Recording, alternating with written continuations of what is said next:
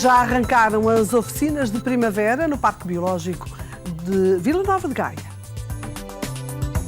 É uma forma de assinalar a chegada da nova estação e também de ocupar os mais novos em tempo de férias da Páscoa, desde alimentar os animais e partir à descoberta de toda a natureza aqui do Parque Biológico. Muito há para explorar. Vamos acompanhar esta aventura mais à frente no Portugal em Direto. Em Salvaterra de Magos celebra-se a campanha gastronómica Março, mês da enguia. No mês de março, a Enguia das Águas de Salvaterra de Magos é o principal centro das atenções em todo o concelho. Vamos mostrar-lhe já a seguir como se celebra o evento e as várias formas de confeccionar este peixe. Boa tarde e bem-vindos a mais uma semana de Portugal em Direto.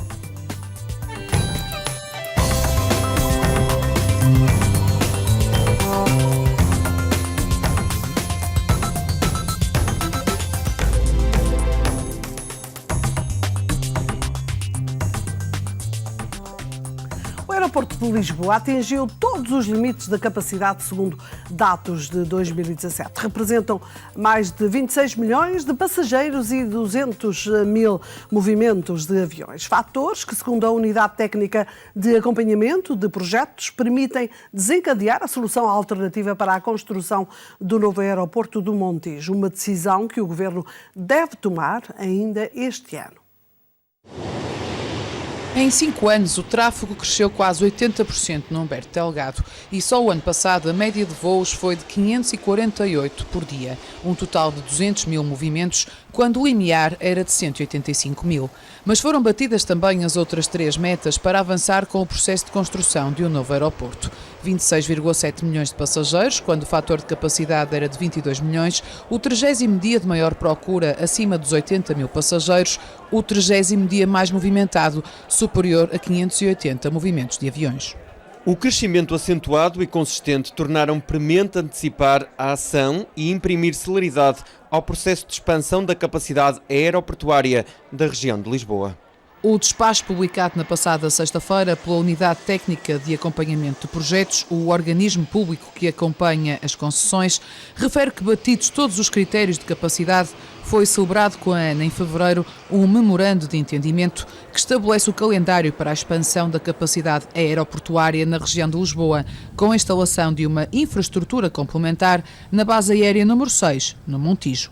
Esta solução deverá assegurar que não ocorra qualquer falta de capacidade de resposta à procura aeroportuária na região de Lisboa nos próximos anos e, particularmente, até que a infraestrutura do Montijo esteja em operação. A estratégia mais eficiente e sustentada em termos operacionais e económicos, a única capaz de satisfazer os requisitos de capacidade em tempo útil, refere o documento, que nomeia ainda a constituição da comissão que vai analisar a proposta da ANA. Em caso de aprovação dessa proposta final pelo concedente, serão finalizados e assinados os respectivos acordos e textos contratuais que se revelarem necessários. Apesar da proposta entregue pela ANA já em novembro referir que a solução Montijo não envolve qualquer tipo de esforço financeiro para o Estado, garantindo igualmente a competitividade do aeroporto Humberto Delgado enquanto hub, à RTP, o Ministério do Planeamento e Obras Públicas sublinha que a opção pode exigir renegociação de contrato, se não de taxas aeroportuárias mais altas, o prolongamento da concessão, que, como se sabe, é de 50 anos. A análise que se segue ao estudo de impacto ambiental passa por consulta pública. A decisão do Governo deve ser tomada no segundo semestre do ano. Vão ser reforçadas as ligações aéreas entre Bragança e Portimão. As duas cidades passam a ter 2 voos diários. O reforço dos voos é uma obrigação contratual que resulta do protocolo celebrado entre o Estado e a operadora. A partir de 26 de março, em vez de uma, passam a existir 2 ligações aéreas diárias de ida e volta entre Bragança, Vila Real, Viseu, Cascais e Portimão. Para mim acrescenta 4 horas a menos de espera que tive hoje que fazer. Desde a hora do almoço até às 4 da tarde fazer o check-in. A minha empresa é 100 metros no aeródromo de Cascais e para mim vai ser muito mais prático. Muito positivo, sim senhora, muito. E é bom ser mais divulgado porque assim também não Não perdemos essa ligação, porque daqui até Lisboa de carro gasta-se muito, não só em dinheiro, como também em cansaço. E com essa linha é muito mais barato e que não pare nunca. O número de passageiros transportados na linha regional tem vindo a aumentar. Foram 8.300 em 2016, mais de 11.000 no ano passado. Foi a primeira vez. E que tal? Bem, é muito cómodo, é muito estável, faz um bocadinho de barulho, mas isso é normal e acho que é um serviço muito bom, muito útil. Existem algumas queixas relativamente aos horários e ao local de aterragem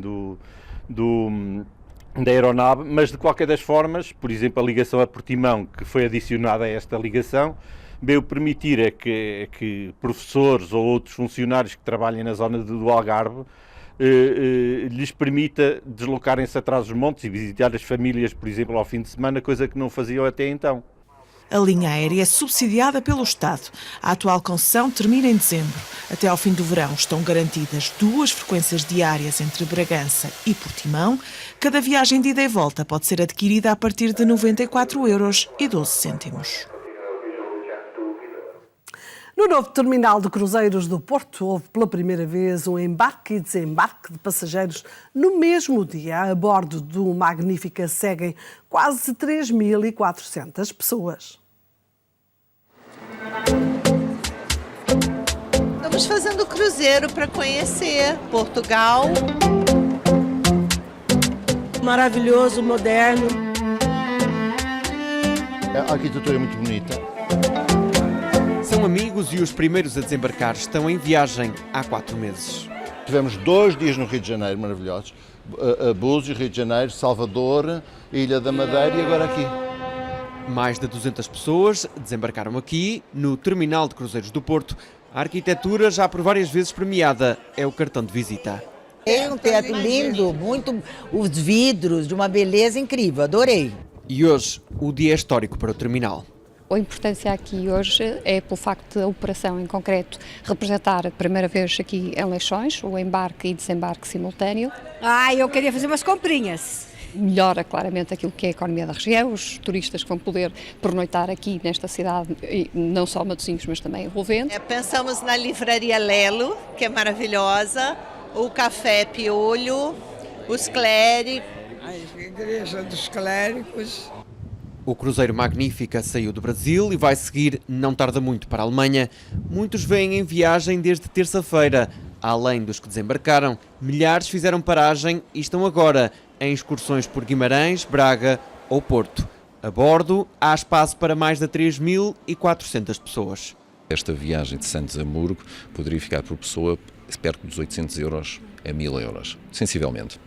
O Leixões-Hamburgo podíamos começar com preços a partir dos 250 a 300 €. 250 portugueses juntam-se à viagem e partem agora em direção a Hamburgo. Nos próximos dias, mais de 500 agricultores de São Miguel, nos Açores, vão ser contactados pela IROA para iniciar o processo de contratualização e cobrança de água nas explorações agrícolas. O novo sistema tem como principal objetivo racionalizar o consumo. Todos os anos, o IROA aumenta a sua rede de captação, armazenamento e distribuição de água aos agricultores, fornecendo água livremente no reservatório das Contendas, na zona central de São Miguel, e na Lagoa do Caldeirão, no Nordeste, existem cerca de 100 mil metros cúbicos de água. Com a redução gradual da água disponível, é tempo de iniciar a gestão deste recurso. Nós, neste momento, temos 450 pessoas ou ramais identificados. Em que zona é que vai ser? Vai ser aqui em Ponta Delgada, na Bacia Leiteira de Ponta Delgada. Nós temos aí cerca de 130 pessoas que iremos contatar. Os outros são na zona central da ilha, nomeadamente na zona norte da Ribeira Grande e também de Vila Franca. Essas pessoas irão ser contatadas por nós muito em breve, penso que ainda essa semana. Faremos um contato na perspectiva de eles quererem ou não a montagem do contador. Tendo a montagem do contador, depois passarão para uma fase seguinte, que é a celebração de contato e do contrato, e depois o fornecimento da água. A qualidade da água também merece a atenção do IROA. Nós vamos ter um cuidado com todos esses agricultores, que é, no fundo, monitorizar a água, com cloro, e depois fazer uma monitorização sobre a qualidade da água. Eu julgo que neste momento nós temos que ter mais ponderação e mais moderação no consumo da água, e eu julgo que isto é perfeitamente assente. O presidente da Associação Agrícola está de acordo com estas medidas, de resto, Jorge Rita defende-as há muito tempo.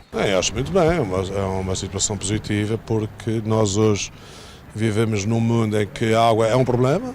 Felizmente aqui nos Açores ainda não sentimos isso dessa forma, mas nada melhor do que começar também a pensar na racionalização da mesma. Isto é também para que haja algum equilíbrio entre os produtores que já têm água e os que não têm água. O que nós sempre sugerimos é que o pagamento dessa água fosse um pagamento simbólico, até porque nós estamos a falar de água de consumo doméstico, estamos a falar de outros aproveitamentos de água, e que todos aqueles que têm água na exploração, toda a gente sabe que também tem algum valor acrescentado por essa razão. Ainda há muitos que não têm. Também será uma forma de continuarmos a exigir que o Governo também garanta a qualidade da mesma e que as outras explorações também possam ter água para o futuro. O IROA pretende ter o novo sistema pronto em junho em São Miguel. O preço previsto é de 45 cêntimos por metro cúbico, representando aproximadamente 70 € mensais para uma manada de 50 vacas que consomem cerca de 100 litros de água por dia e por animal. No nosso contacto com a imprensa regional, vamos hoje até a Beja, até à Rádio Voz da Planície. Justino Engana, boa tarde. Que destaques nos traz hoje? Olá, boa tarde, Dina, boa tarde, espectadores da RTP e o Portugal em Direto. Na informação que marca a atualidade na Rádio Voz da Planície nesta segunda-feira, destacamos a Semana Empresarial da Vidigueira, que começa precisamente hoje e que ao longo de toda a semana vai procurar refletir em torno daquilo que são as realidades económicas daquele concelho, que, como sabemos, é naturalmente marcado pela agricultura e muito em particular pela produção de vinho e de azeite. Semana Empresarial da Vidigueira durante toda a semana aqui no concelho da Vidigueira. Damos ainda conta que, e numa altura em que se fala tanto de reflorestação e da limpeza da floresta, a Resi Alentejo, que é uma empresa intermunicipal de reciclagem aqui do distrito de Beja, deu conta que durante o ano de 2017 a recolha de papel e cartão efetuada pelos municípios e tratada depois nesta estrutura intermunicipal poupou o abate de 31.000 árvores, o que é um bom sinal numa altura em que reflorestar e limpar a floresta está tão na ordem do dia. Um dos outros temas também em destaque dá conta que a TAP vai passar nos próximos dias a transportar a bordo azeite do Alentejo, ou seja, provavelmente das refeições que são servidas a bordo e também para distribuir entre os passageiros, azeite produzido no Alentejo vai marcar lugar nos voos da TAP. Damos ainda conta que está a decorrer a Semana Gastronómica do Borrego no concelho de Castro Verde. O Campo Branco é uma das especialidades, é naturalmente a produção de borrego de qualidade, e o município de Castro Verde promove esta Semana Gastronómica do Borrego com o intuito de promover este produto de excelência da região. Fazemos também hoje o balanço daquela que foi a Feira do Porco Alentejano, que decorreu durante o fim de semana no concelho de Ourique, com o autarca de Ourique a manifestar-se muito satisfeito com o balanço deste certame que decorreu no passado fim de semana. Muito obrigada. Justino Engana por esta síntese dos temas da atualidade que estão a passar na Rádio Voz do Planalto. E vamos agora, da Planície, aliás, e vamos agora ao Minuto Verde, que hoje nos fala de um estudo que estima que a substituição de smartphones seria evitável em 80% dos casos.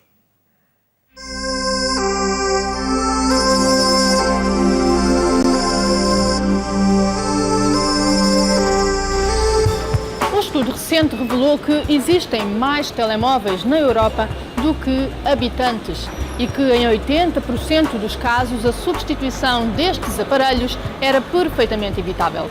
A verdade é que os próprios fabricantes desenham os telemóveis de forma a dificultar coisas tão simples como substituir um ecrã partido ou uma bateria avariada.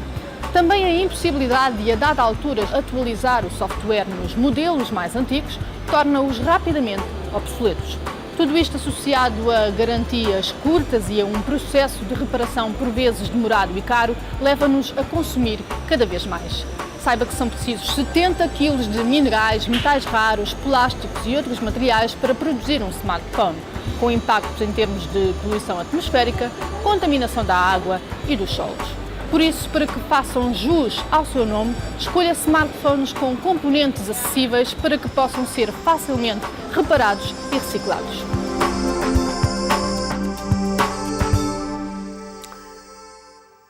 Tome nota agora da pergunta de caráter regional. Portugal em direto de hoje.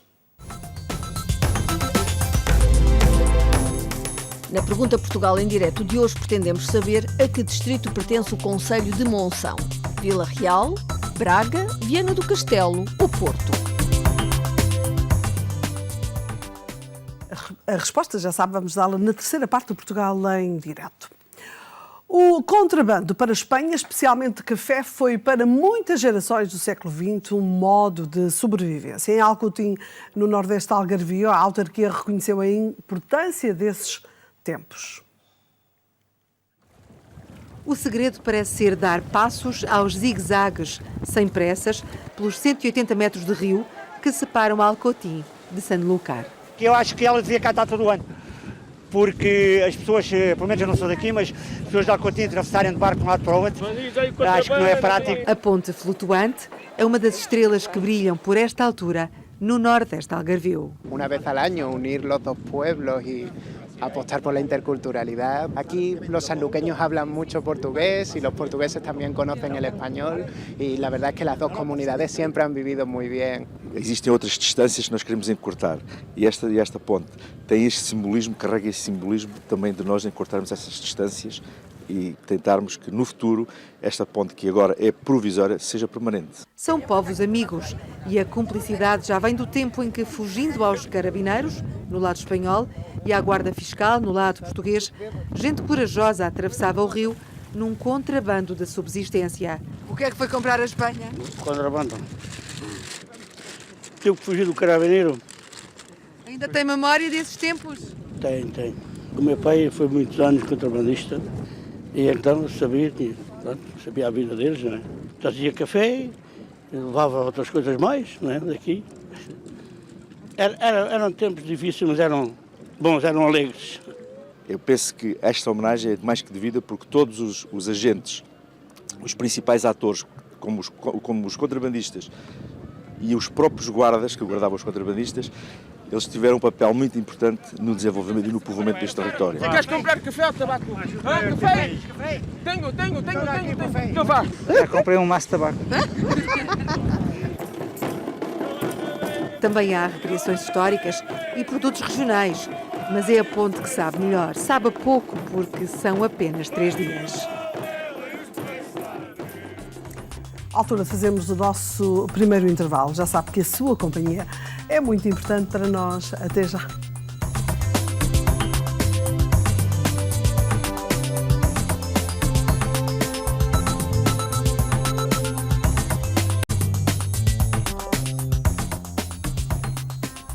Bem-vindos à segunda parte do Portugal em direto. A Polícia Marítima Portuguesa ajudou as autoridades espanholas a desmantelar uma rede internacional de tráfico de amêijoa. Era apanhada de forma ilegal em Portugal e vendida do lado de lá da fronteira como sendo espanhola. Foram apreendidas 10 toneladas destes bivalves na Galiza, Cantábria, Huelva e País Basco. Foram feitas 20 buscas em armazéns e empresas. 2 empresários foram constituídos arguidos. Para impedir crimes deste género, um grupo de investigadores da Universidade de Aveiro consegue definir o local da origem de bivalves numa curta distância geográfica. Uma pequena análise à concha e ao músculo do berbigão revela o percurso que fez. O estudo já chamou a atenção das autoridades galegas. O que vem à rede nesta altura do ano é miúdo, mas quando a maré ajuda, não faltam mariscadores na Ria de Aveiro. Mariscadores e até investigadores da universidade. Neste momento estou a apanhar berbigão Foi o doutoramento de Fernando Ricardo que levou o Departamento de Biologia para o terreno, não só em Aveiro, mas também em diferentes estuários do país. Uma análise à concha e ao músculo que assegura conseguem contar o percurso deste pequeno bivalve. São animais filtradores que incorporam os elementos do ambiente onde viveram.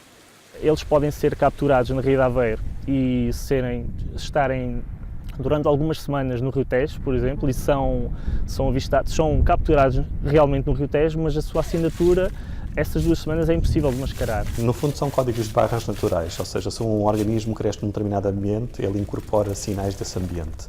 No caso dos bivalves, temos a vida facilitada porque eles têm uma concha e essa concha, à medida que vai crescendo, vai incorporando assinaturas químicas que existem na água, que são únicas na Ria de Aveiro, que são únicas na Ria Formosa, únicas no Tejo, e mesmo dentro da Ria de Aveiro nós conseguimos saber em que canal é que os bivalves foram apanhados. Uma investigação que já chamou a atenção dos nossos vizinhos da Galiza, onde o marisco é motor da economia regional. Houve uma confraria com a qual nós estamos em negociação que pretende utilizar estas ferramentas para diferenciar o seu produto. Eles criaram recentemente uma marca coletiva para o berbigão daquela região e estas ferramentas podem ajudar, sobretudo, a denunciar os casos de fraude em que berbigões de outras regiões sejam vendidos como sendo oriundos daquela região. Esta investigação portuguesa permite combater a fraude e até, quem sabe, ajudar a criar uma base de dados para os bivalves poderem ser produtos de origem protegida ou certificada, como acontece, por exemplo, com os vinhos ou os queijos. Um estudo sobre as causas de cancro nos Açores vai ser posto em prática durante o ano de 2018. Este estudo pretende aprofundar as causas de cancro na região e contribuir dessa forma para programas preventivos mais eficazes. Dando cumprimento ao plano e depois de um primeiro passo dado com a atualização do Registro Oncológico Regional, o Conselho Consultivo de Combate à Doença Oncológica define agora a estrutura científica para a realização do estudo sobre as causas de cancro nos Açores. Há um compromisso do Centro de Oncologia até ao final do ano, termos os anos 2015 e 2016, para completarmos 20 anos de uma série estatística, o que é também inovador no país, quando a nível nacional também os dados ainda são apenas de 2012. E portanto essa é a principal base e é com base no Registro Oncológico Regional que nós iremos fazer a primeira parte do estudo. Nós já definimos um coordenador científico, o professor Vítor Rodrigues, para avançar com esse estudo. Vamos obviamente depois convidar a Universidade dos Açores, juntamente com a Universidade de Coimbra, que tem sido a parceira do Centro de Oncologia, para pôr em prática esse estudo durante o ano de 2018. Quanto à metodologia do estudo, ainda está a ser definida, mas poderá passar, adianta Rui Luís, por uma análise genética. Poderemos avançar ou não para outras vias de caracterização desta própria amostra. E, portanto, é algo que ainda está a ser estudado. Nós o que sabemos é que poderemos avançar eventualmente para a análise de questões genéticas que poderão ser fundamentais aqui nos Açores, não tanto as questões da localização geográfica, mas sim das questões genéticas, que poderemos ter aqui um fator que pode ser determinante no evoluir de algumas das doenças oncológicas. No encontro foi ainda proposto pelo Conselho Consultivo a celebração de protocolos de abordagem comum entre os 3 hospitais da região. Não só na parte do diagnóstico da doença, no seu tratamento e depois no seguimento. Ou seja, nós estamos em condições agora com os 3 hospitais de criar metodologias comuns na abordagem à doença oncológica. E, portanto, pensamos que essa será uma grande mais-valia que nós teremos muito em breve, de termos estes protocolos de abordagem feitos em conjunto com os 3 hospitais. Quanto ao tratamento, o secretário regional não adianta para quando a abertura do serviço de radioterapia na Ilha Terceira. Estamos a acompanhar com a empresa o evoluir da situação no sentido de eventualmente disponibilizarmos na Terceira os tratamentos também de radio-oncologia. O Conselho Consultivo para o Combate à Doença Oncológica nos Açores reúne 3 em 3 meses e o estudo pretende aprofundar as causas de cancro na região no sentido de detectar eventuais características particulares, contribuindo dessa forma para programas preventivos mais eficazes. Privilegiam atividades de descoberta da natureza, de contacto com alguns animais e outras experiências ao ar livre. Trata-se das oficinas de primavera no Parque Biológico de Gaia para os mais novos e que a Cláudia Viana acompanhou, a começar por um dos mamíferos mais carismáticos que existem. Vivem em rios, lagos, canais, pântanos, charcos com vegetação abundante. Estamos a acompanhar aqui as lontras no Parque Biológico de Gaia, com um grupo destas crianças que estão também nas férias da Páscoa e nada melhor do que estar aqui em contacto com a natureza. Quem é que está aqui a ver as lontras? Quem Quem é que já conseguiu ver? Temos aqui um menino a fotografar. Já tinhas visto alguma lontra? Sim. Sim? Gostas? Sim. Que tipo de animal é? É um animal selvagem. Selvagem, anda na água e na terra e mais? O que é que te fez vir aqui até esta oficina da primavera? gosto de vir ao Parque Biológico porque podemos ver os animais e é uma boa maneira de passar as férias. E que animais é que gostas mais de visitar aqui no parque? Gosto de visitar as lontras, as raposas e os chacarrabos, mas quase nunca vemos chacarrabos. E tu? Gosto de visitar as lontras, os burros e os cavalos. Quantas lontras já viste aqui? 2. E pareceram-te que assim? Muito agitadas, tranquilas, como é que é? Como é que elas se comportam? Muito agitadas. Muito agitadas? Porquê? Porque se calhar estão aqui estes meninos todos a fotografar e a visitar. E está na hora delas comerem. Está na hora delas comerem. Vamos falar agora com o técnico que está a acompanhar, André Moraes. Esta visita às lontras, é importante este contacto com a natureza, é uma forma também de assinalarmos aqui a chegada da primavera, não é? Estar aqui no Parque Biológico. Exatamente. Eles adoram estar em contacto com a natureza, por isso é que eles estão aqui. E é uma forma também de eles se ocuparem durante as férias, mesmo que em casa, vêm para o Parque Biológico e entretêm-se aqui a dar alimentação a alguns animais do parque e a fazer atividades de educação ambiental. E é importante meninos que vivem na cidade poderem ter contacto com a natureza, com os animais. Sim, isso de facto é importantíssimo. Alguns deles nem sabem de onde é que vem um frango, por exemplo, não é? E acho que é importante eles reconhecerem os animais e viver com eles e contactar com eles também. São muito curiosos, fazem muitas perguntas estes meninos? São muito curiosos mesmo. Que tipo de perguntas é que fazem? A alimentação deles, por exemplo, onde habitam normalmente.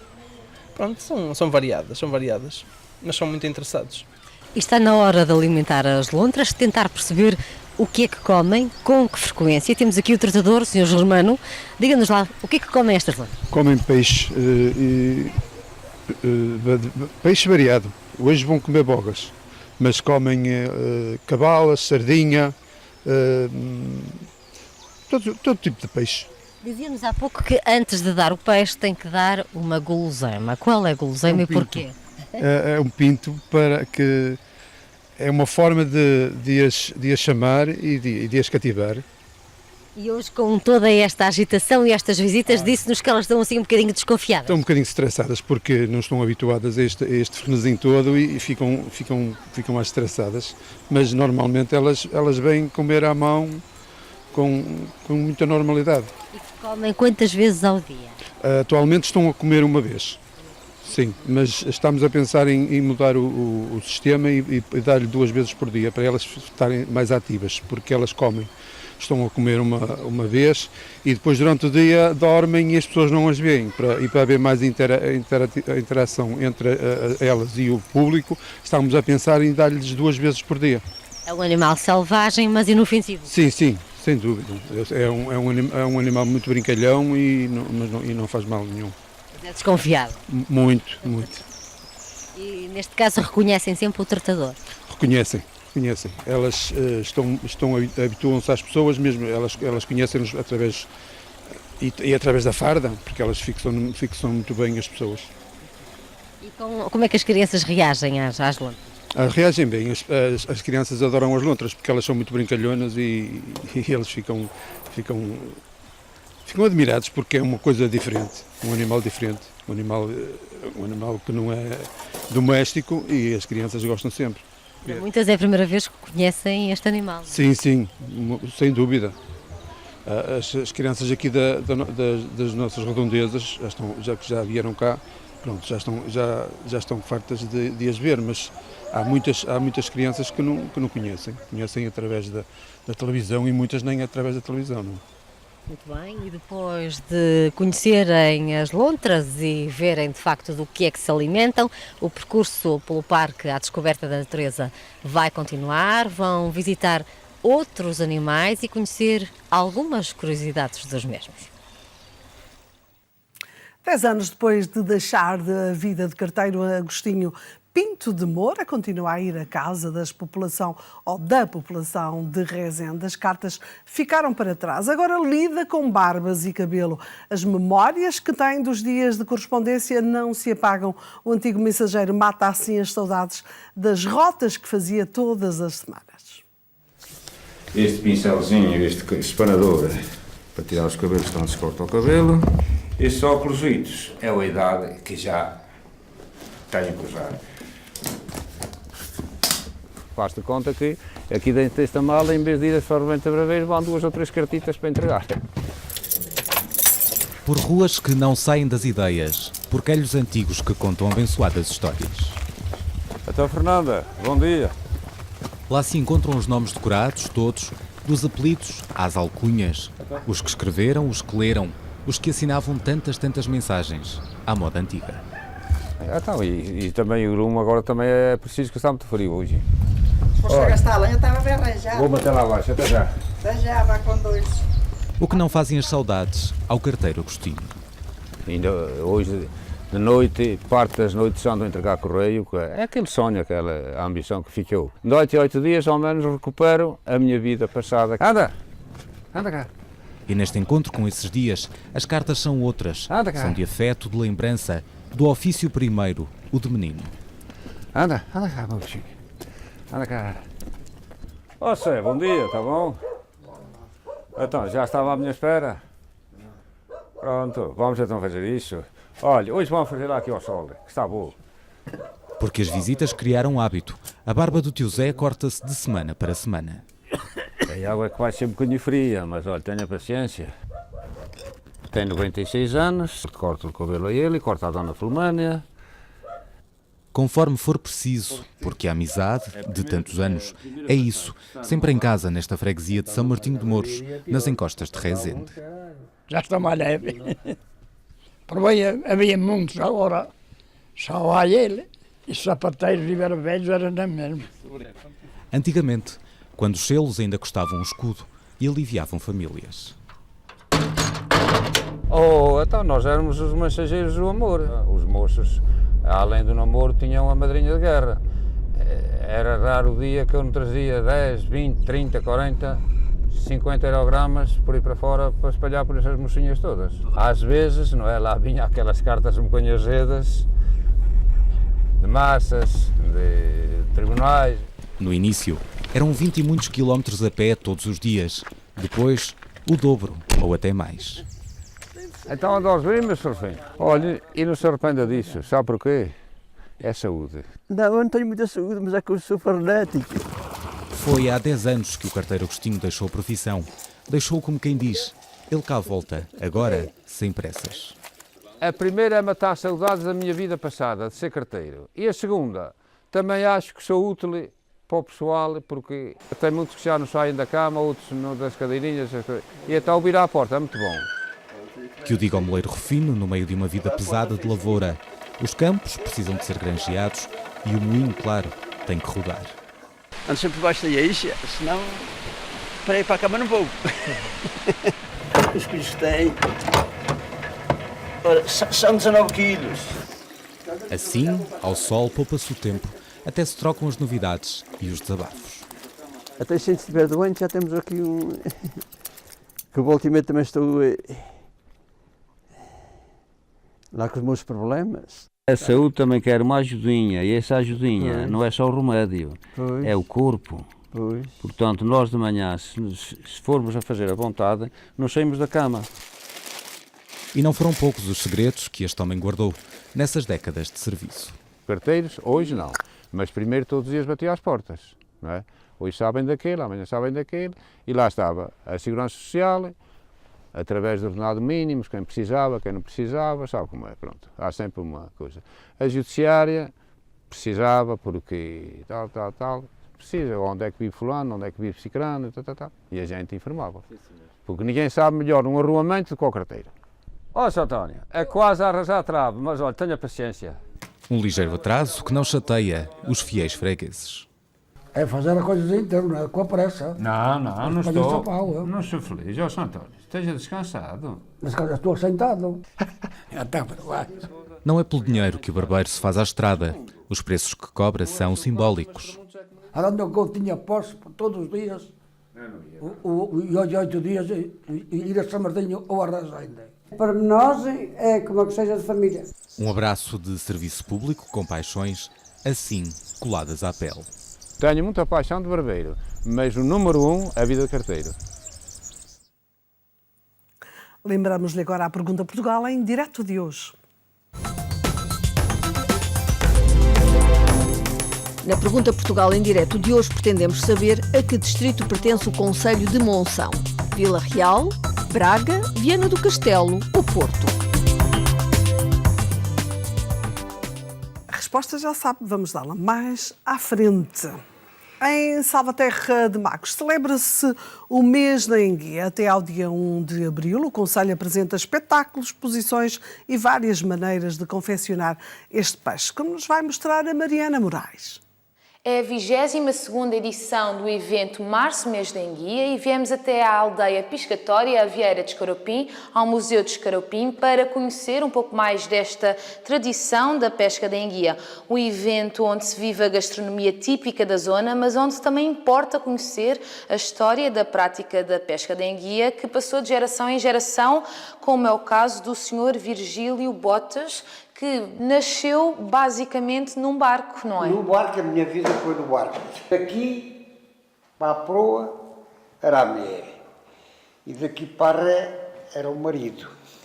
Mas o barco é pequeno, a mãe ou a mulher plantava a louçazinha, fazia o comer, isso tudo. E este chama-se o traste. Ainda que plantavam-se o prato, uns assentavam-se dali, outros assentavam-se daqui. E ainda hoje há pescadores que vivem no próprio barco? Não. Era uma prática mais antiga. Na fase da vida que a gente fazia.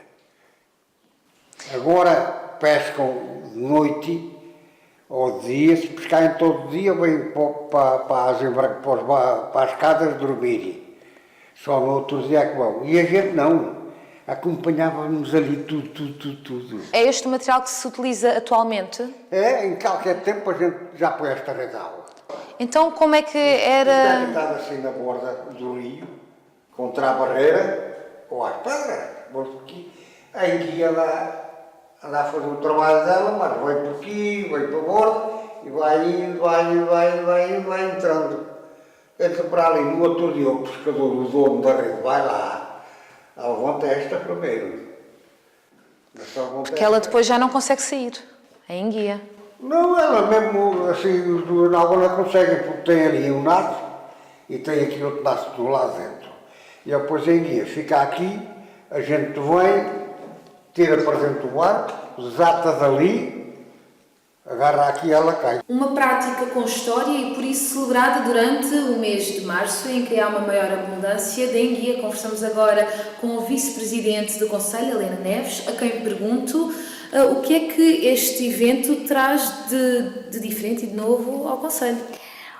Este evento pretende trazer até ao Conselho muita gente que vem de todo o lado do país e também provavelmente de fora, porque às vezes cruzamos com pessoas que estão por cá e que não são portugueses, e é isso que se pretende, é dinamizar de alguma forma a economia local. É um evento ao redor da gastronomia, mas não só. Nós temos, nesta 22ª edição do mês de março, temos 21 restaurantes aderentes ao mês da enguia, em todo o nosso Conselho, e também temos um conjunto imenso de outras atividades que vão acontecendo ao longo do mês, tentando de alguma forma que as pessoas que venham ao Conselho tenham mais que fazer e conhecer o nosso Conselho, conhecer tudo aquilo que nós temos de bom para lhes mostrar. Um evento que mostra uma série de atividades gastronómicas e culturais, desde exposições até à confecção do próprio prato de enguia, uma atividade que lhe vamos mostrar já a seguir neste Portugal em Direto. Até já. Conhecida como o Tibete português, é uma das 7 maravilhas do país e a primeira do género a ser reconhecida monumento de interesse nacional. A aldeia de Sistelo, no concelho de Arcos de Valdevez, destaca-se pelos inúmeros socalcos que a caracterizam e é uma testemunha do passado, onde ainda muitos fazem a vida como antigamente. A RTP mostra-lhe Sistelo neste Ano Europeu do Património Cultural.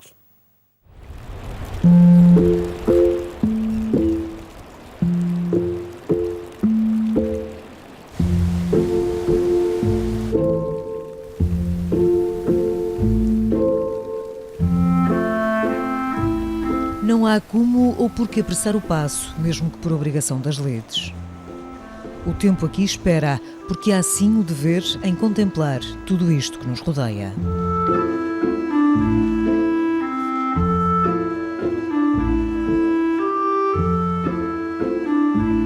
Nos vales do Rio Vez, às portas do Parque da Peneda Gerês, um anfiteatro da natureza. Sistelo é esta pequena povoação dos tempos medievais, que tantos hoje visitam e reconhecem como lugar excepcional do património português. E olharmos para o esforço que os nossos antepassados tiveram para, a partir destas montanhas inóspitas, fazerem um espaço habitável, é um exemplo notável de que o homem pode efetivamente, em concordância com a natureza, em respeito total pela natureza, criar habitats que são verdadeiramente excepcionais. Uma escadaria imensa que pede pernas compridas, imaginadas num livro de histórias. Os socalcos da aldeia de Sistelo, que muitos definem como o Tibete português, foram razão junto de quem aqui faz vida, para ser este o primeiro lugar do país reconhecido monumento nacional.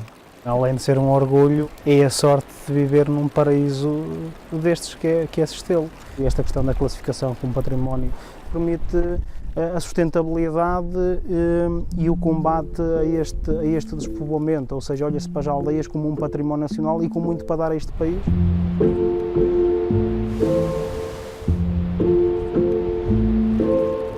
Sistelo é único pela história ancestral, pela fixação do povo ou pela inteligência na gestão dos recursos naturais. O cultivo do milho e do feijão, o pasto da raça caxena, campo e animais regem-se perante a mais apetecível modernidade. O povo assim viveu e assim vive ainda hoje. As oportunidades que agora se abrem na área do turismo ecossustentável e mesmo da própria economia, do repensar da economia da produção agrícola, ligada também com a produção animal, vai ajudar muito a criar novos horizontes de sustentabilidade. São projetos que não só classificam o passado, olham para o presente e olham para o futuro. Integrada na Rede Natura da Unesco e numa área classificada como Reserva Mundial da Biosfera, Sistelo é uma das 7 maravilhas de Portugal.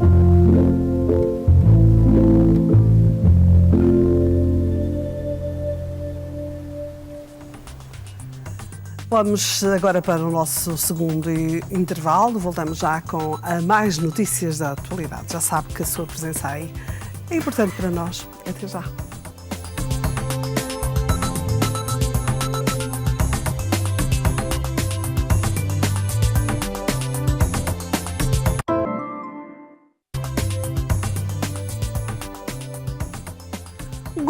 Bem-vindos à terceira parte de Portugal em Direto. Um grupo de associações empresariais da região de Viseu lançou uma petição pela requalificação completa e adequada do IP3. Já conseguiram mais de 10.000 assinaturas. Tem quase 30 anos e isso nota-se ao longo dos seus 72 quilómetros entre Viseu e Coimbra. Para muitos automobilistas é a Estrada da Morte, que se materializa em 27 vítimas na última década. Os empresários da região de Viseu lançaram uma petição pela requalificação completa e adequada desta via, que consideram indigna do Portugal moderno, sem manutenção e onde o perigo espreita a cada curva. Esse é o problema. O IP3 é uma estrada sem segurança, todos nós sabemos, não é? Mas também sem manutenção qualquer. Neste momento é muito difícil circular, sobretudo em alturas de nevoeiro, à noite. Nós perdemos completamente a noção de como se está a circular naquele IP3, porque não há. Temos umas barreiras de cimento a meio da estrada que não têm qualquer tipo de refletores, não é? Portanto, confundem-se muitas vezes em ambientes de nevoeiro.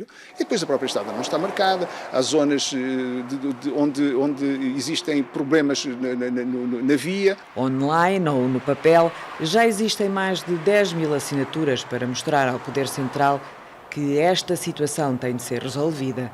Mas o recado serve também para quem representa o distrito na Assembleia da República. Temos aqui um IP3 nas condições em que está, em que o Estado nunca olhou devidamente, e isto é transversal a vários governos, portanto não é um problema deste governo, é de vários governos, também, e nós sabemos também que, de alguma forma, o nosso setor político da região, digamos, os nossos representantes na Assembleia da República também, de alguma forma, não têm cumprido o peso necessário e tem, acho eu, aceito muita disciplina partidária, que neste caso não está a servir a região e, portanto, não os transforma, ou melhor, não dignifica o seu papel enquanto políticos representantes desta região. Até 31 de março ainda é possível subscrever a petição que exige ao Governo e aos deputados a resolução de um problema que os empresários de Viseu consideram uma emergência. A Universidade do Algarve criou uma aplicação digital para facilitar o ensino da matemática. Com esta plataforma, os alunos podem consultar as instruções do professor através de um clique no telemóvel. Aprender matemática pode ser mais fácil quando a sala de aula está à distância de um clique.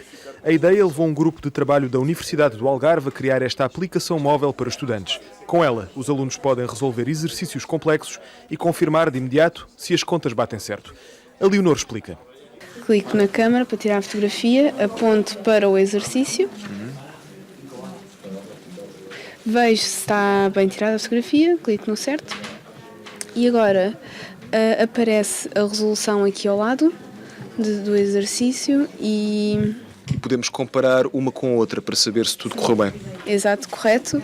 Acaba com LNB, que é exatamente o que eu tenho, por isso está correto. Se ainda tiver dúvida na resolução, posso ir confirmar com o vídeo que já está feito, que tem o som do professor e explica exatamente a resolução, mais pormenorizada. Através da plataforma Millage Aprender Mais, cada turma tem acesso às instruções do professor. Quando eles saem da sala de aula, no fundo tem uma extensão da sala de aula, porque têm vídeos que foram elaborados por nós, de acordo com a matéria que nós estivemos a lecionar, e será um complemento a alguma dúvida que tenha ficado, um aluno que tenha faltado a uma aula, ou que por um motivo ou outro não se tenha apropriado daquilo que foi explicado. Quanto mais exercícios o aluno fizer, mais pontos acumula. É uma forma de se manter motivado. We are using these applications in my school, in my country. A few schools more using these applications, and they think it's useful. Muitas vezes há alunos que têm logo uma ideia pré-concebida, que não conseguem estudar matemática, que não conseguem aprender matemática, o que os condiciona depois o futuro, na medida que muitas vezes eles escolhem percursos académicos condicionados pelo facto de não gostarem de matemática. De acordo com os últimos exames do teste internacional PISA, Noruega, Portugal, Espanha e Turquia estão entre os países da OCDE cujos alunos mais dificuldades têm à disciplina de matemática. Esta aplicação digital, cofinanciada pelo Programa Europeu Erasmus, quer melhorar resultados e fazer com que os números deixem de ser uma dor de cabeça. Regressamos a Vila Nova de Gaia, ao Parque Biológico, para acompanhar as oficinas de primavera. Agora, para conhecermos uma das 3 espécies de cervídeos em Portugal. Cláudia Viana. São semelhantes aos veados, mas mais pequenos. Os gamos vivem em florestas, mas também em pântanos ou prados. São herbívoros, mas têm aqui uma guloseima que não dispensam, não é? Sim, estamos a dar-lhes as maçãs porque é doce e eles gostam. Apesar de serem herbívoros, comem estas guloseimas e conseguimos atraí-los para a nossa beira, como vocês estão a ver. E sendo herbívoros, comem precisamente o quê? Gramíneas, essencialmente, ervas de pasto. Normalmente são animais que são vistos em clareiras, tendo um comportamento típico de herbívoro, cabeça baixa, rapando a erva, basicamente. São muito semelhantes aos veados? São, é um cervídeo também. Quais são as características destes animais? Os machos são os que têm as hastes, as fêmeas não têm hastes. Todos os anos caem as hastes antes das crias nascerem, mais ou menos lá para junho cairão as hastes e nascem as crias, como todos os cervídeos. Aproximam-se bastante aqui dos visitantes. Claro, porque estão condicionados pelas maçazinhas, pela guloseima. Toda a gente gosta de uma guloseima, não é? E vamos tentar ver aqui este menino que vai dar uma guloseima aqui aos gamos. Já conhecias os gamos? Já. Já? E o que é que achas? São bonitos. São bonitos? Mais? Gosto de os ver à porrada. À porrada? Não tens medo de lhe dar aí a maçãzinha? Às vezes. Ah! Estás a gostar desta visita ao parque? Sim. Que mais é que já viste? Já vi os animais todos aqui do parque. Que animais é que viste? Os tourões. Vira-te assim aqui para nós, sim. Os tourões, a doninha, as tartarugas, os pássaros e muitos mais. E que animal é que gostaste mais? Do tourão. E vamos tentar perceber agora quais são os principais focos de interesse aqui do parque com a veterinária Vanessa Soeiro. Nós temos três pontos de interesse onde focamos a nossa atividade. A principal é, sem dúvida, a educação. E daí termos uma equipa tão grande da área educativa e termos estas atividades todas. Depois há também a área da conservação, onde fazemos um foco principalmente na conservação das espécies autóctones, e a investigação, onde trabalhamos com algumas universidades, essencialmente a Universidade do Porto, porque está aqui mais próxima, e tudo isto trabalhando as espécies que nós albergamos. Que animais é que tem aqui? Essencialmente espécies da fauna autóctone ou europeia. Que animais são esses? Vamos identificá-los. Bastantes. Há uma série de espécies. Temos aqui o gamo, que por acaso não é autóctone, mas dentro dos cervídeos temos o corso, temos depois os bovinos, temos os bisontes, as cabras bravas, temos depois algumas raças autóctones de animais que estão na quinta, que essas sim funcionam mais com as crianças e com a parte educativa. Temos como raça, a título de exemplo, a vaca marinhoa. E que mais?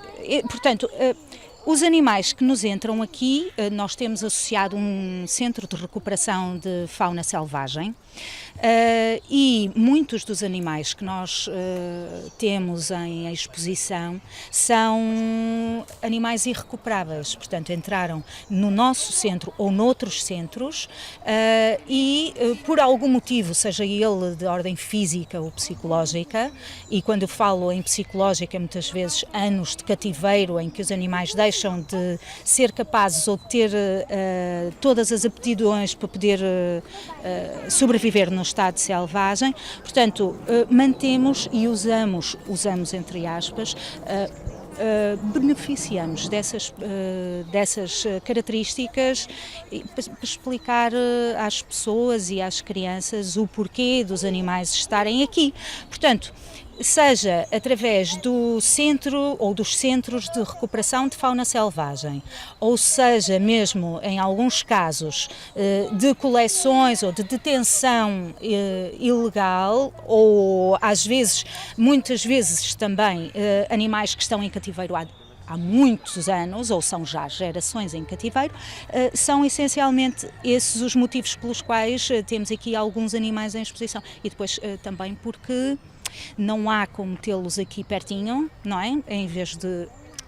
Não menosprezando a vossa função, não é? A televisão, as filmagens, os documentários da BBC, etc. Mas não menosprezando isso, não há como poder vê-los aqui ao lado. Muito bem, as oficinas de primavera são uma oportunidade para conhecer toda a natureza e os animais aqui do Parque Biológico, com experiências ao ar livre, que vão continuar até ao final das férias da Páscoa para crianças e jovens dos 6 aos 14 anos. Veja agora, duas empresas que empregam mais mulheres do que homens. A farmacêutica AbbVie ganhou o prémio Great Place to Work na categoria Igualdade de Género.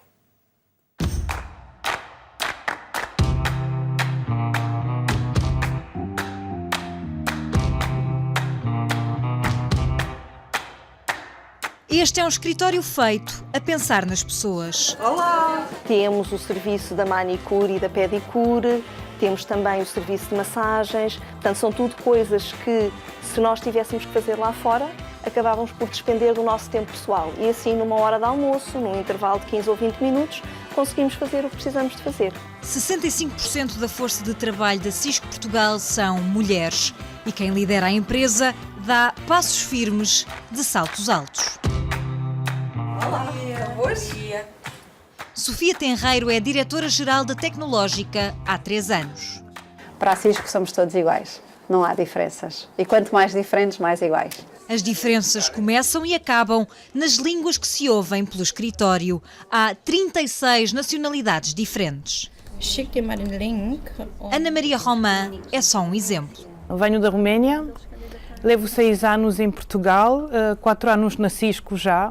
Há sempre muitas cadeiras vazias no escritório. Ao dar-nos flexibilidade a nível dos horários de trabalho e deste modo conseguirmos estar presentes numa reunião na escola dos nossos filhos, por exemplo, permite-nos ser mais produtivos e mais felizes na nossa vida em geral. A Cisco foi finalista ao prémio Great Place to Work na categoria Igualdade de Género, mas a distinção foi ganha pela farmacêutica AbbVie, com muitas mulheres no poder. É assim uma reunião de direção. 2 homens rodeados de mulheres. Temos dado sempre a tarde da Quinta-feira Santa. A AbbVie tem 120 trabalhadores. Mais de metade dos cargos de chefia são ocupados por mulheres. Sou responsável da área regulamentar e assumo a direção técnica da empresa. Diretora financeira. I'm honored and proud to work for a company which recognizes merit and doesn't make any difference in terms of gender. Miguel Paes Ramos trabalha rodeado de mulheres. São muito dominantes, temos muitos seres alfas. Isto é uma empresa de pessoas talentosas e as mulheres fazem parte desse grupo. 71% dos trabalhadores são mulheres. A maioria tem outra profissão a tempo inteiro: ser mãe. Tenho 3 filhos, um de 10, um de 6 e um de 1 ano. Tenho um filho com 10 e outro com 6.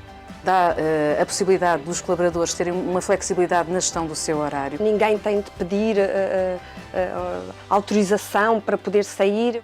Março é o mês da mulher, mas nestas empresas é o ano todo. O trabalho artístico de 20 das mais importantes artísticas do último século em Portugal está em exposição no Centro de Arte e Cultura da Fundação Eugénio de Andrade. São 20 mulheres artistas, todas com uma ligação a Évora e ao Alentejo. We are here. Estamos aqui. São 20 mulheres, 20 das mais importantes artistas portuguesas do último século. Abrem o ciclo Periferias no Centro de Arte e Cultura da Fundação Eugénio de Almeida. Uma das mais periféricas das zonas da arte é justamente o trabalho das mulheres. Mulheres, artistas, com nome firmado nas artes portuguesas, ainda hoje marginalizadas. Porque a crítica não lhes dá tanto relevo como dá aos seus pares masculinos, os próprios espaços expositivos não as convidam com tanta frequência, as obras são menos estudadas pelos historiadores, portanto há um conjunto de circunstâncias. É provável que elas próprias também, em alguns casos, se retraiam um pouco e acabem por contribuir sem querer para esse tipo de silêncio. A exposição foi concebida com este tema, mas ela não é uma exposição de ilustração temática do tema. Portanto, cada artista traz um pouco do seu posicionamento em relação à arte, à cultura e à produção artística. Temos pintura, temos performance, ou fotoperformance, perdão, temos desenho, temos instalação, temos bioarte. Portanto, procurei que tivéssemos um registro bastante significativo, como se fosse pensável como uma amostragem de práticas contemporâneas na tal relação direta com o território. Um território, Évora e o Alentejo, são neste caso um traço comum às 2 dezenas de artistas. Esse grau pode ser o de nascimento, mas o nascimento é um elemento falso, quer dizer, um elemento frágil. Temos evidentemente artistas que nascem aqui, mas cujo trabalho depois decorre muito fora daqui, muito sem relação com a cidade. É o caso da Alice Freirinhas, por exemplo, e temos outros artistas que são artistas da cidade, no sentido mais pleno do termo, nascidas, vividas e algum tanto instaladas em termos de carreira, continuamente aqui. No centro de Évora, esta exposição é também uma homenagem à Estrela Faria, figura maior da pintura do século XX, maltratada pela cidade que a viu nascer. Aqui há trabalho inédito da pintora iborense. E talvez ele contribua justamente para levar a que se retire do esquecimento em que foi caindo o trabalho da Estela Faria. Grande, como disse, merecedora de muito mais atenção e de muito mais carinho por nós, pela cidade, pela história da arte, pela vida cultural portuguesa, assim. Clara Meneres, Alice Geirinhas, Coca Forais David, Noémia Cruz, Leonor Serpa Branco. São algumas das mulheres que, através do trabalho artístico, marcam presença e dizem "We are here", estamos aqui, até 1 de julho, na Fundação Eugênio de Almeida, em Évora. Regressamos agora à Salvaterra de Magos, onde se celebra o mês da Enguia em várias atividades. Mariana Moraes. De volta à Salvaterra de Magos, onde se celebra o mês da Enguia, mostramos-lhe as várias formas de confeccionar o prato, aqui com João Figueiredo, que participa neste evento há precisamente 21 anos, não é? 21 anos, exatamente. Como é que surgiu o interesse? A autarquia em si deu-nos essa possibilidade a nível de restauração, concorrermos todos em conjunto, não havendo em cada restaurante haver o seu espaço. Cada restaurante faz as suas enguias conforme o que desejais e nós conseguimos compor a enguia à lagareira, que é com batata à morra e grelos da nossa terra. E que mais pratos são confeccionados? Os pratos que nós confeccionamos também, além desse à lagareira, é o ensopado de enguias. E há alguma técnica específica para que o prato saia com determinado sabor? Essencialmente é preciso adquiri-lo com qualidade. A qualidade é fundamental para que o prato no final saia muito bom. A enguia deve ser um pouco mais grossa do que aquela para fritar e ter os condimentos todos com muita qualidade. Essencialmente é fundamental. É tudo muito a base dela é toda natural. Tem o vinho, tem os coentros, tem o tomate, tem tudo para que depois fique em qualidade. E em quanto tempo é que temos um ensopado de enguia? 20 minutos, um quarto de hora, 20 minutos. Elas são feitas sempre na altura, principalmente aos fins de semana. Todos os restaurantes enchem-se com a afluência de muita gente que faz com que os restaurantes se sintam muito felizes, porque efetivamente é a quantidade e é a qualidade e é a quantidade de pessoas que faz com que nós estejamos a trabalhar. É evidente, durante a semana é como vê, vem sempre muita gente de Lisboa, da zona aqui do Alentejo, mais propriamente também aqui a zona de Cartaxo, aqui de vizinhos, mas também vêm pessoas de Coimbra e outras vezes atrai muitas pessoas este prato. Atrai efetivamente muita gente. Fica então aqui a sugestão, durante todo o mês de março pode provar os vários pratos que são confeccionados com enguia e também ficar a conhecer um pouco mais sobre Salvaterra de Magos. Reabriu o emblemático Café do Porto, a Brasileira. O café esteve encerrado durante 5 anos para obras. Está agora integrado num hotel de luxo com um investimento na ordem dos 12 milhões de euros. No dia da abertura, muitos curiosos quiseram ver se o velhinho café estava igual. Olha a Brasileira! Tiago, o Ardina, bem queria dar a notícia, mas Eduardo, o homem do Pinhão, já sabia. Ficou emocionado? É emocionado, a Brasileira tem nome. O café da Brasileira tem nome. Estou todo contente, como fosse meu. No dia da abertura, havia quem estivesse à porta às 8 da manhã. Tinham saudades de outros tempos. Eu tenho 78 anos e vinha aqui, sei lá, desde os 20 e poucos anos, muitos anos. Quando a Brasileira fechou, eu fiquei com muita pena, muita pena. Tinham medo que a Brasileira já não fosse a mesma. Sim, igual não está, as mesas e tudo não está igual, mas está bem. Era uma pena estar aqui fechado uma obra destas, uma obra de arte destas. Está igual? Está. Sim, aquilo que eu tenho ideia está. Está muito giro, está muito próximo, está muito giro. Nesta mesa, 3 amigas estão entre as primeiras clientes do dia. 2 são do Porto, uma veio de Lisboa. Sabemos que isto era um sítio mesmo muito interessante para a vida do Porto e estamos com saudades. Estamos com saudades. Sim, sim, cultural, claro. Essa é a parte mais importante também que me agrada bastante. Veio cá para a inauguração. Como é que se chama? Ana. E o que é que está a achar? Lindo, está lindo, é um espaço muito bonito. O café, com 115 anos de história, volta a estar aberto à cidade. Está agora inserido numa unidade hoteleira de luxo com 90 quartos. Um investimento de 12 milhões de euros, marcado pela história do café e das especiarias. Fez parte do projeto, não é? Do conceito, obviamente expandir o conceito do café, porque é a origem do edifício, é a origem do negócio da brasileira. A par do café, o proprietário sentiu também aqui a necessidade de adicionar a temática das especiarias que os portugueses comercializavam durante a expansão marítima nos séculos XV e XVI. António Oliveira é o promotor e único investidor do projeto que tem gestão do Grupo Pestana. Frequentava muito a brasileira, eu e um amigo meu, um grande amigo meu, da Régua, aliás brincávamos muito com isso, Lídio, vamos passear os livros para a Baixa, e a Baixa era brasileira. Em 2015, o edifício que na altura já estava em obras foi assaltado. Os ladrões destruíram peças fundamentais da decoração. Restaram os candeeiros do café, fizeram-se réplicas das outras peças. Portanto, manter a traça era fundamental para nós e para mim particularmente. E, portanto, deu algum trabalho, evidentemente que dá, mas o que é que não dá trabalho hoje? As obras foram feitas em tempo recorde. Nós tínhamos apontado mais ou menos para um período de 24 meses e creio que conseguimos em 18. One of the most iconic buildings and cafés of the city. Tiago, o Ardida por um dia, continua a espalhar a notícia. Mas quem vai levar a boa nova até ao Pinhão é Eduardo, que hoje já gastou mais do que a conta por um café. Paguei 1,30, agora 3 cafés. Agora 3 cafés, mas está bem. O prazer de estar aqui no dia da inauguração disto, pá, é muito importante para mim. Eu tenho 84 anos. Vai levar essa notícia para o Pinhão? Eu vou. Agora vou-me embora para a carreira. Pronto, então, obrigadinho. Vamos conferir agora a resposta a Portugal em direto de hoje. Na pergunta Portugal em direto de hoje pretendíamos saber a que distrito pertence o concelho de Monção.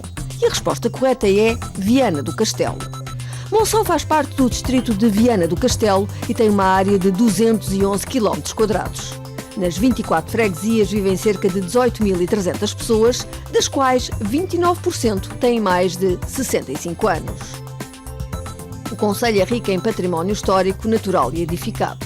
Exemplos a visitar são a Fortaleza de Monção, o Palácio da Brejoeira do século XIX, o Núcleo Museológico Torre de Lapela, de estilo gótico, e o Mosteiro de Marufe, de estilo românico. O vinho Alvarinho é uma das imagens de marca do concelho e há mesmo um museu que lhe é dedicado. A nível da gastronomia, o destaque vai para o arroz de lampreia do Rio Minho, o cordeiro assado à moda de Monção e as delícias conventuais das barriguinhas de Freira. Agora o tempo com o José Eduardo Duarte. Boa tarde. Esta próxima terça-feira vamos continuar a ter um anticiclone a condicionar o estado do tempo. No continente vai ser um dia que apresenta céu pouco nublado, mas temporariamente muita nebulosidade nas regiões do norte e centro, quer no início, quer no final do dia. Vamos então ver os quadros de previsão. Vai ser um dia que também com subida da temperatura, em especial da temperatura máxima. Podemos ver que a mínima é de 4 graus em Bragança e Vila Real, mas depois as temperaturas máximas sobem até aos 16 graus em Vila Real, 18 graus para Bragança. No litoral não é tão alta devido à nebulosidade que vai se persistir durante mais tempo no litoral. 15 graus de máxima em Viana do Castelo, 17 para o Porto, 18 para Aveiro. Vai ser um dia que começa com céu geralmente muito nublado aqui na região norte, com neblinas ou nevoeiros. Depois, para o final do dia, volta a aumentar a nebulosidade, mas durante boa parte do dia vamos ter céu com pouca nebulosidade. O vento a soprar fraco do quadrante oeste, ondulação na costa ocidental de noroeste com 1,5 m a 2 metros de altura. Para a região centro também um dia que vai começar temporariamente com muita nebulosidade, neblinas ou nevoeiros, mas depois o céu a tornar-se pouco nublado. Para o final do dia poderá voltar a haver um aumento de nebulosidade. As temperaturas máximas de 14 graus para a Guarda, 22 graus para Castelo Branco, mais para o litoral, 17 graus para Coimbra, 18 graus para Leiria, 19 graus para Lisboa e já 20 graus para Santarém. Um dia que também terá vento do quadrante norte em geral fraco. Para a região centro, para a região sul, um dia de céu geralmente limpo, temperaturas aqui também a subirem, sobretudo as máximas, com 20 graus de máxima para Setúbal, 22 graus para Évora, Beja e Faro. Na costa sul vamos ter ondulação de sudoeste inferior a 1 metro. Para o arquipélago da Madeira, um dia com céu geralmente muito nublado, algumas abertas nas encostas sul da Ilha da Madeira, vento nordeste moderado a forte, com rajadas que podem ir até aos 80 km/h nas zonas mais altas, temperatura máxima de 19 graus para o Funchal. Quanto à ondulação de nordeste com 2 a 3 metros de altura, na costa sul, ondulação de sueste com 1 metro a 1,5 metro de altura. Para os Açores, um dia em que vamos ter o céu a começar encoberto no grupo oriental, com períodos de chuva, passando depois a aguaceiros e com períodos de céu muito nublado, o vento a rodar para nordeste fraco a moderado. Para o grupo central vamos ter períodos de céu muito nublado, a ocorrência de alguns aguaceiros e vento a tornar-se de nordeste moderado. Para o grupo oriental vamos ter um dia com períodos de céu muito nublado e vento fraco. Quanto à temperatura máxima, 19 graus e ondulação de noroeste com 2 a 3 metros de altura no grupo ocidental, oeste com 2 metros para o grupo central e oeste também com 1 a 2 metros para o grupo oriental. É esta a previsão. Tenha uma ótima terça-feira.